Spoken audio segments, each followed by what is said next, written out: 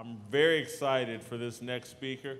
First time I've met Vince Everett Ellison in person, but Vince is bold. Vince ain't scared, and Vince helped me crystallize one of the thoughts I had in my mind. He said it so perfectly about we've lost, in America, the culture has lost where our rights come from. Yeah. We've been convinced it's the government. And Vince explained it so eloquently and perfectly, and it's like, it nearly knocked me out of my chair. And so I don't want to ruin it. Vince, come on up here, join the preach-off. But be quick, but don't hurry. Best dressed guy at the event.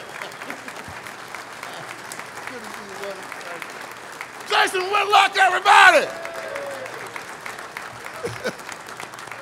My people! My people!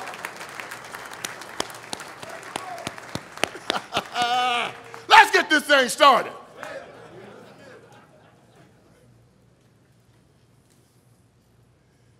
My friends, it is an honor to be here, to see all of your beautiful faces, to see these beautiful people here. It is just an honor. God is good. I grew up not very far from here, a small town called Brownsville, Tennessee. Y'all know where Brownsville is, right? Right between Jackson and Memphis, about 120 miles south. My father was a sharecropper, real sharecropper. Plowed a mule, worked every day hard. But he aspired. He believed in America, and he wanted to have something better for his family. And Dad got involved in the insurance business and pulled us all out of poverty. And we lived the upper middle class life, and I thought that we had overcome. I said, finally, we shall overcome. We had overcome. And after college, we started a gospel singing group called the Ellison family, went around the country singing good gospel music. My father just wanted to thank God for how good he'd been to him and had been to his family. And after college, I started working in a prison in South Carolina. It was called the Kirkland Correctional Institution. And that's where I found that we had not overcome. I've been living in a bubble. And this was in the 90s during the Clinton-Biden crime bill, when they were locking up black men all over the country, man, just locking them up. Give you an example. In South Carolina, we had 3 prisons when I first started.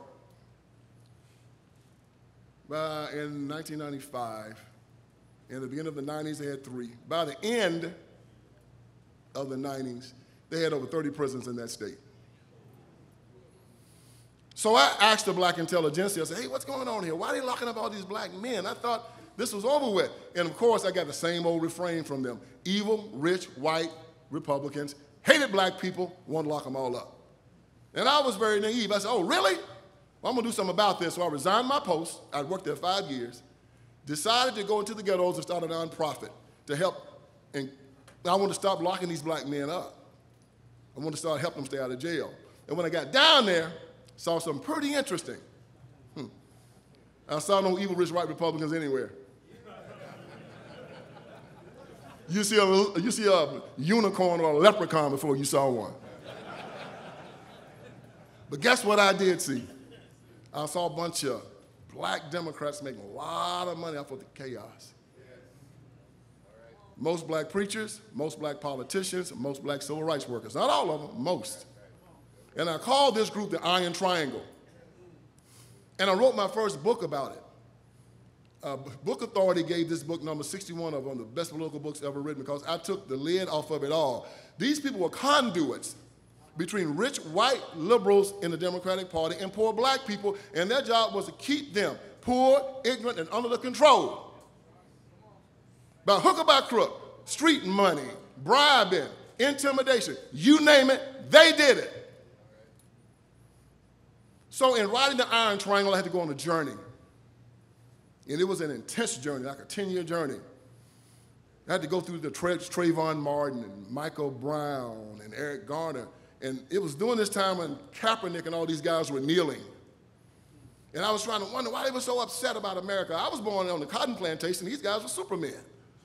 I mean, you know, people loved them, making touchdowns, millionaires. Why are they upset? So I went to the Lorraine Motel during my journey where Martin Luther King Jr. had been assassinated. And in the museum, they had the I Have a Dream speech looping over and over again. And I was sitting there watching the speech. You know, King could rock this speech, right? Very good speech. And I was enjoying it. And I heard Martin Luther King say something in that speech. I'd heard this speech 1,000 times, just like you have. The great writer Thomas Wolfe said, you can see a thing 1,000 times before you see it once. And this is one of those Thomas Wolfe moments. And I heard Martin Luther King say something in that speech I heard 1,000 times, but this time I heard it differently, and I said, that's the poison pill. I heard him say, 100 years after the Emancipation Proclamation, the Negro is still not free. I said, that is a lie. I was born free. My freedom is a gift from God. According to John Locke, my gift is an unalienable right. An unalienable right is a right that's irrevocable, non-transferable, and unsellable. You don't ask government for that freedom. You defy government to come trying to take it from you.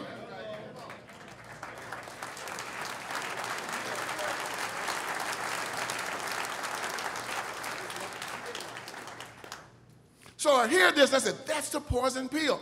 And ever since then, black folks been walking around marching and sweating and crying, asking government to give them something that they already have, asking permission to be free. There are people in this country right now that are so embedded into that lie that if you tell them that they are free, they'll want to argue with you about it. Hey man, you free. No, I'm not.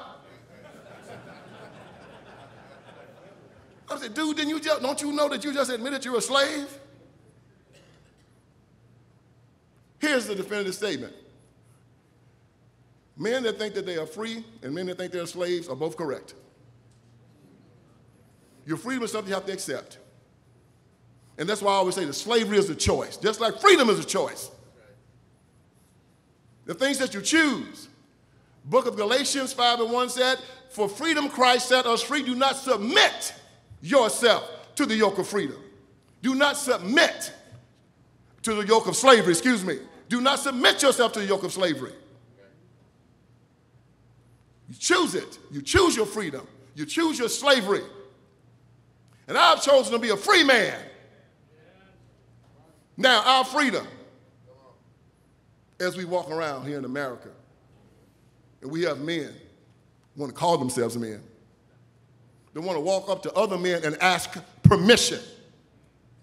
5 times in that speech, Martin Luther King Jr. said that we were not free. And at the end of that speech, he said that on someday we'll be free at last, free at last. Thank God Almighty we're free at last. Still saying that we're not free. He said, when will we be satisfied? He said, we will never be satisfied, not until righteousness rolls down like water and justice like a mighty stream. That's the Pharisee way of saying never. Never being satisfied. When Jesus Christ said, my peace I leave with you, letting another man determine your peace, not me, never me.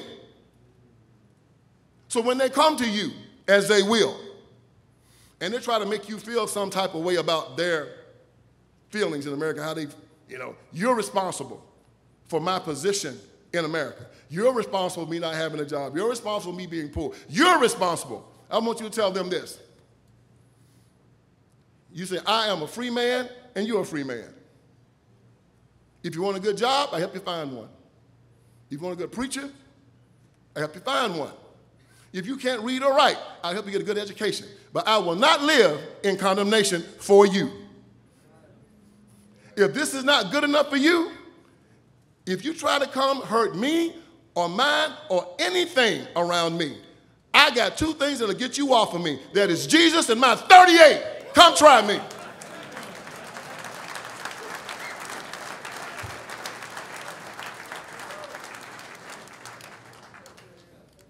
Your freedom is a gift from God. You don't ask another man for you to defy him to come try to take it from you. walking around begging you for my freedom. Come take it. Come take it. So when you watch them try to deflect what they've done to somebody else, oh, they're good at that.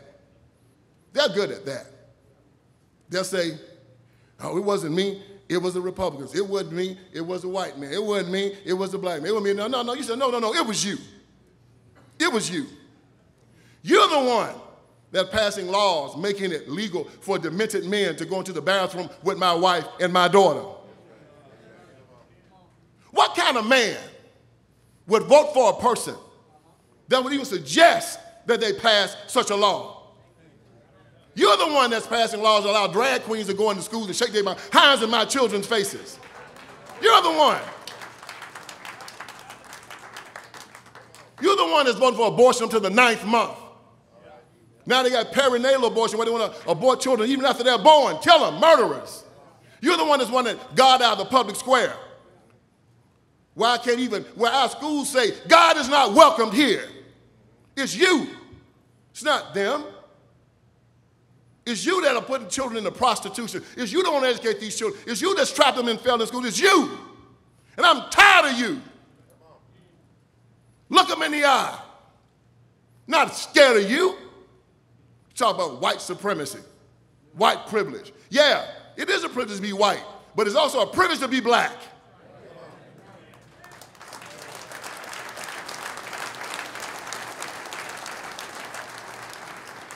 It's a privilege to be Asian. It's a privilege to be Jewish. It's a privilege to be an American.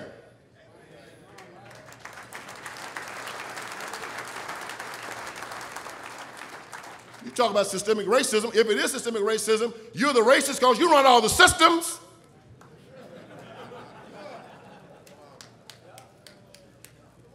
Huh? Am I lying? John F. Kennedy said, if you want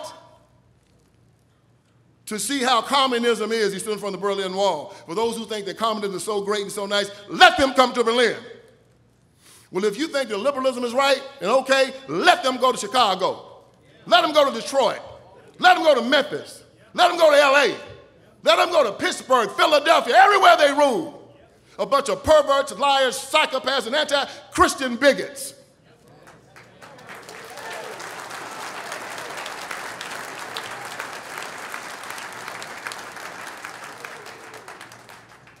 It's time for us to stand as men, unapologetic. Christian men, Muslim men, Jewish men, all men of the book, all American, saying we draw the line here. It stops here. My tolerance is over.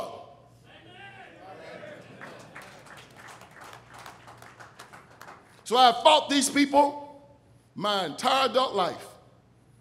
I've fought them in the prisons. I've fought them on the streets. I've fought them in the halls of power. I will fight them till hell freezes over. And when hell freezes over, I'll fight them on ice. Thank you.